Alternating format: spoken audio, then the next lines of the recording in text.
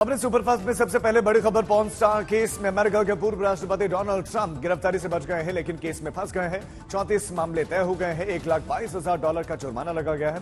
Trump ने पूरे मामले को फर्जी बताया है और चुनावों को देखते हुए लादे गए केस से ये बात कही है। ट्रंप करीब 1 घंटे तक न्यूयॉर्क की अदालत में मौजूद रहे। उन्होंने कोर्ट में खुद को बेकसूर बताया और मामले की अगली सुनवाई अब 4 दिसंबर को होगी।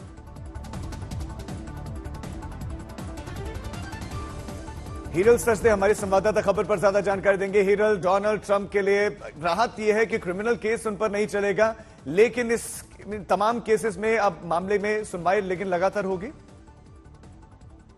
सुनवाई होने में अभी कुछ वक्त लगेगा। उन्होंने नॉट गिल्टी प्लीड किया हुआ है और जिस तरह से उन्होंने बात की है मारा-लागो में, उसके चलते लग रहा है कि कोशिश तो यही रही कि इस केस को डिसमिस करवा दिया जाए और जो भी उनका लीगल काउंसिल है उसकी कोशिश यही रहेगी कि जितने भी चार्जेस है उसको बेबुनियाद बता के हो सके तो कि केस ही बंद कर दिया जाए। तो पहले तो ये रहेगा और अगर ये नहीं हो पाता है तो जी बिल्कुल इसकी सुनवाई होगी, जूरी बाकायदा ट्रायल पे जाएगा, तो उसमें थोड़ा वक्त लगेगा। तो जाहिर सी बात है अब आज ही ये सब कुछ हुआ है, तो देखते हैं आगे के दिनों में लीगल काउंसिल जो ट्रंप की है वो किस तरीके से इसको टैकल करती है। हिरल, जो टोटल 34 केसेस हैं उसमें एक तो पॉर्न स्टार को पैसा का मामला है, इसके अलावा और कौन कौन से केसेस हैं? 34 जो उन पे चार्ज लगे हैं वो बेसिकली ये है कि 34 फेलेनी चार्ज है जो कि माना जाता है कि झूठ बोलने के लिए होता है। तो ये 34 felony charges are for falsifying business records. अब न्यूयॉर्क राज्य के कानून के मुताबिक अगर आप बिजनेस रिकॉर्ड्स में कोई भी गफला करते हैं तो उससे एक क्रिमिनल केस माना जाता है। तो उसके चलते ये क्रिमिनल केस बनाया गया है। उसके साथ ही बताया गया है कि 2016 में क्योंकि ये पेमेंट किया गया था जब इलेक्शन के दौरान ये स्टॉर्मी डैनियल्स का मुद्दा उठा था और ये स्कैंडल बनते बनते बचाने के लिए उनको पैसे दिए गए थे चुकाने के लिए। तो एक और इल्जाम जो लगाया गया है वो है कि trying to manipulate the election, trying to federal elections को इंटरफेयर करने की कोशिश की गई है। इस तरह की बात, ये स्टॉर्मी डैनियल्स वाली बात अगर 2016 में बाहर आती तो क्या उसके चलते इलेक्शन के रिजल्ट्स पर भी असर पड़ सकता था और शायद जो डोनाल्ड ट्रंप उस वक्त चुने गए वो ना भी चुने जा सकते थे। ये इस मुद्दे को एक पर्टिकुलर के तौर पर, एक चार्ज के तौर पर पेश किया गया है। हिरल, शुक्रिया आपका इस तमाम जानकारी के लिए। डोनाल्ड ट्रंप को राहत इस रूप में मिली है कि उन पर क्रिमिनल केस नहीं चलेगा, लेकिन 34 केसों में लगातार सुनवाई चल रही है। हिरल हमारे साथ लगातार। हिरल, लेकिन जिस तरह से इसको प्रस्तुत किया जा रहा था उसमें सबसे बड़ी राहत यही है कि क्रिमिनल केस उन पर नहीं चलेगा। ये डोनाल्ड ट्रंप के लिए कितनी बड़ी राहत और कितना बड़ा झटका दूसरी पार्टीज के लिए जो लगातार क्रिमिनल केस में जाने की बातें कहते थे कि अब मुश्किल हो जाएगा डोनाल्ड ट्रंप के लिए आगे का रास्ता।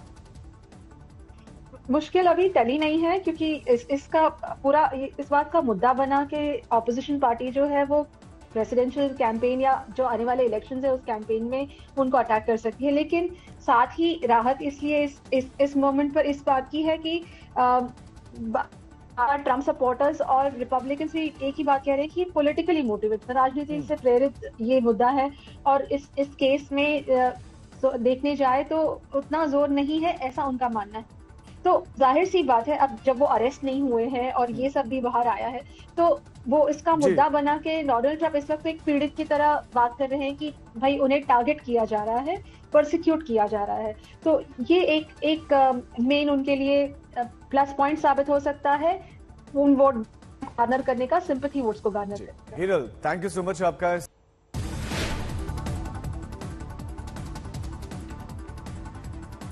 ये सब चल ही रहा था कि ममता ने एक और बयान दे दिया है। उन्होंने बाम और राम को लेकर कहा है कि बाम मतलब वामपंथी और राम मतलब बीजेपी। ममता ने कहा कि बीजेपी के राम का मतलब मर्यादा पुरुषोत्तम रामचंद्र जी नहीं है, बीजेपी वाले गुंडे हैं। और मुख्यमंत्री के इस बयान पर बीजेपी ने और लेफ्ट की पार्टी से जबरदस्त प्रतिक्रिया दी है। लेफ्ट ने टीएमसी और बीजेपी को दुश्मन नंबर 1 बताया, तो वहीं बीजेपी सांसद लॉकेट चटर्जी ने कहा कि ममता बनर्जी सदैव हिंदुओं का अपमान करती है।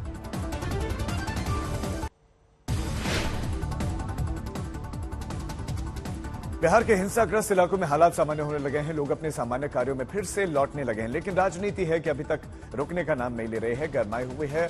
और इस बार असदुद्दीन ओवैसी ने नीतीश कुमार पर हमला बोला है।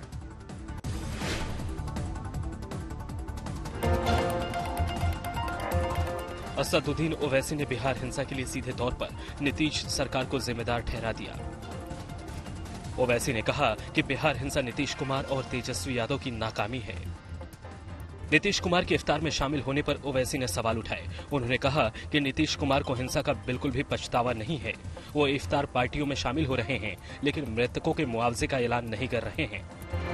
जो कुछ बिहार में हुआ है, बिहार शरीफ में, जहां पर एक 100 साला मदरसे अजीजिया को जला दिया गया, एक मस्जिद के मीनार को डैमेज किया गया।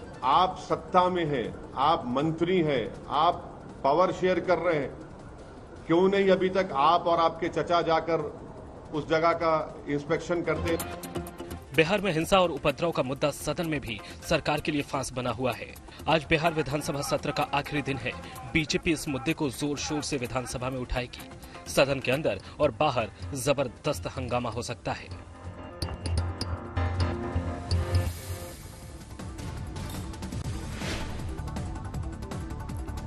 सुप्रीम कोर्ट में आज विपक्षी दलों की याचिका पर सुनवाई है। चीफ जस्टिस चंद्रचूड़ की पीठ उस याचिका पर सुनवाई करेगी जिसमें विपक्षी दलों ने दावा किया है कि मोदी सरकार एजेंसीज का दुरुपयोग कर रही है।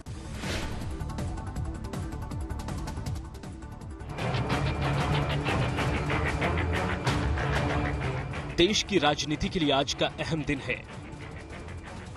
14 विपक्षी दलों की याचिका पर आज सुप्रीम कोर्ट की 3 जजों की बेंच सुनवाई करेगी, जिसमें मुख्य न्यायाधीश DY Chandrachud, justice PS Narasimha और जस्टिस जेबी परदीवाला शामिल हैं। याचिका में विपक्षी दलों ने मोदी सरकार पर आरोप लगाया है कि वो केंद्रीय जांच एजेंसियों सीबीआई, ईडी, आईटी का इस्तेमाल विपक्षी नेताओं के विरुद्ध कर रही है।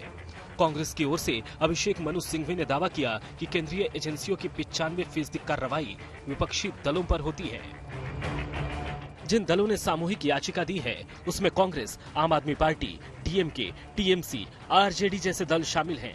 बीजेपी इन दलों को भ्रष्टाचारियों का अड्डा बताती है। विपक्षी दलों की एकजुटता को बीजेपी ने भ्रष्टाचारियों की एकजुटता कहा है।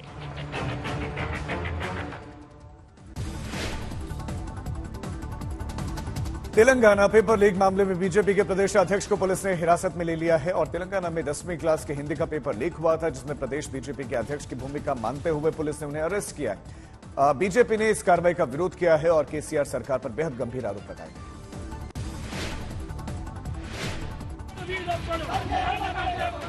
तेलंगाना में मंगलवार की सुबह 10वीं क्लास के हिंदी का पेपर लीक हो गया। सुबह 9:30 बजे के आसपास अलग अलग व्हाट्सएप ग्रुप में पेपर की प्रतियां शेयर की जाने लगी, जिसके बाद पुलिस और प्रशासन की टीमें एक्शन में आ गई। कुछ घंटे के अंदर ही तेलंगाना की वारंगल पुलिस ने एक नाबालिग को हिरासत में ले लिया। पूछताछ के बाद पुलिस ने तेलंगाना बीजेपी अध्यक्ष बंदी संजय को हिरासत में लिया। पुलिस ने पेपर लीक केस में प्रदेश बीजेपी अध्यक्ष की भूमिका संदिग्ध मानी है। वारंगल के पुलिस कमिश्नर ने कहा कि प्रदेश सरकार की छवि खराब करने के लिए और बच्चों के गार्जियन को परेशान करने के लिए पेपर लीक करवाया गया। बीजेपी ने तेलंगाना पुलिस की कार्रवाई का विरोध किया है। बंदी संजय कुमार का नाम Telangana PCS paper leak case में भी सामने आया था। उस मामले में भी उनसे पूछताछ की गई थी, लेकिन अब बोर्ड परीक्षा पेपर लीक केस में पुलिस ने उन्हें उठा लिया है। लोकसभा चुनाव में ज्यादा दिन नहीं बचे हैं और इस बीच में चिराग पासवान ने एक बयान देकर विपक्षी एकता को मुश्किलें बढ़ा दी है। चिराग ने कहा कि उनकी पार्टी बिहार की सभी 40 सीटों पर चुनाव लड़ने की तैयारी कर रही है। कुछ दिन पहले गृहमंत्री अमित शाह ने भी इसी तरह का बयान दिया था। चिराग पासवान ने कहा कि यदि किसी दल से उनका गठबंधन हो गया तो ठीक, लेकिन गठबंधन नहीं होने की स्थिति में वो सभी सीटों पर कैंडिडेट उतारेंगे। चिराग पासवान भी जमुई से सांसद हैं और उनके जो तेवर दिख रहे हैं वो नीतीश कुमार के लिए ठीक नहीं है। चिराग ने हाल ही में हिंसा पर कहा कि नीतीश अपना गृह जनपद तक नहीं संभाल पा रहे हैं, वो पूरा बिहार क्या संभालेंगे। एक तरफ नीतीश कुमार विपक्ष को एकजुट करने की कवायद कर रहे हैं तो दूसरी तरफ चिराग ने नीतीश के खिलाफ ही मोर्चा खोल दिया है। इसी के साथ गठबंधन में भी हैं तो उस क्षेत्र में भी आपके घटक साथी को आपके संगठन का लाभ हो, उसके लिए तैयारी आपकी हर सीट पे होनी जरूरी है। तो ऐसे में मुझे लगता है कि भाजपा, अगर हमारे केंद्रीय गृह मंत्री उन्होंने भाजपा की मजबूती के लिए सारी सीटों का जिक्र किया है तो वो किसी भी दृष्टि से वो बयान गलत नहीं है और हम लोग खुद भी हमें सारी सीटों पर तैयारी कर रहे हैं।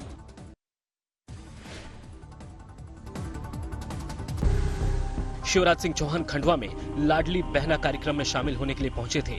यहां उन्होंने महिलाओं से बातचीत की, उनकी समस्याएं सुनी, साथ ही महिलाओं के साथ चाय पी और सेल्फी भी ली।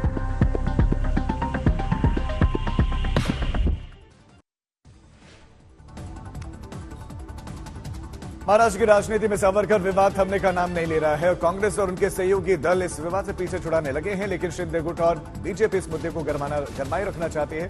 इसको लेकर बीजेपी ने महाराष्ट्र में यात्राएं की हैं। मंगलवार की शाम नागपुर में देवेंद्र फडणवीस ने उद्धव ठाकरे पर पुष्पा स्टाइल में पलटवार किया। फडणवीस ने कहा कि वो फंटूस नहीं कारतूस हैं और वो झुकेंगे नहीं। साला घुस उद्धव ठाकरे फटतूस नहीं कारतूस हूं मैं, झुकेगा नहीं,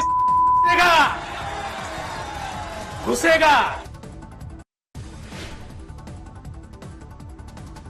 सीतापुर में बीजेपी नेता की गुंडाई की वजह से एक मरीज की जान चली गई। खुद को ब्लॉक प्रमुख का भाई बताकर धमकी देने वाला शख्स ने एम्बुलेंस के सामने कार खड़ी कर दी, जिस वजह से मरीज की जान चली गई। वोट का दिन घाट होगा, कौन डीएम है क्या? कोई नहीं, क्या है तू? खत्म हो गया।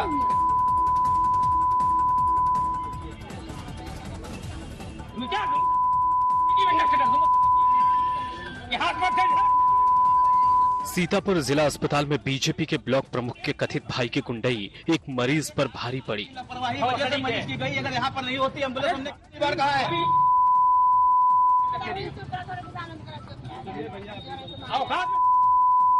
नहीं है।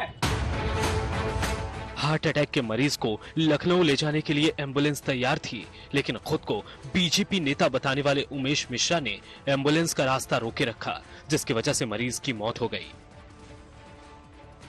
उमेश मिश्रा एम्बुलेंस के आगे खड़ा होकर धमकाने लगा कि वो किसी को सीतापुर में रहने नहीं देगा, क्योंकि वो बीजेपी नेता का भाई है। अबे एसपी डीएम यहाँ नशा देंगे तो मेरे तेरी जिंदगी नाश कर देंगे तुम। बेवजह तेरे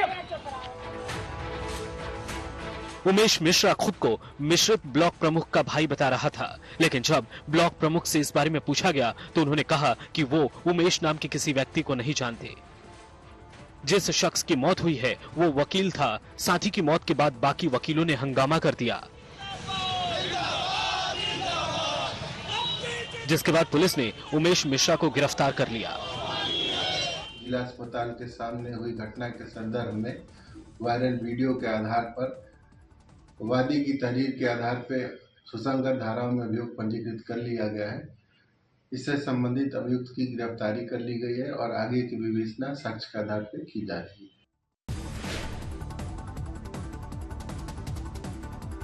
इंदौर में बजरंग दल ने बवाल काट दिया। अवैध निर्माण तोड़े जाने के खिलाफ हिंदू संगठन के कार्यकर्ताओं ने रात में ही धरना शुरू कर दिया, जिसके बाद से हालात संभालने के लिए बड़ी पुलिस फोर्स बुलानी पड़ी। बजरंग दल का आरोप है कि प्रशासन मंदिर तोड़ने की कोशिश कर रहा था, जिसे वो तोड़ने नहीं देंगे। आरोप यह भी लगाया गया कि हिंदुओं का विकास रोका जा रहा है। प्रशासन की ओर से कहा गया है कि प्रदेश सरकार के आदेशों के बाद ही इस तरह की कार्रवाई की जाती है। बेलेश्वर महादेव मंदिर हादसे के बाद से पुरानी इमारतों, कुओं और बावड़ियों को चिन्हित किया जा रहा है और उन्हें ध्वस्त किया जा रहा है और इसका मजहब से कोई वास्ता नहीं है।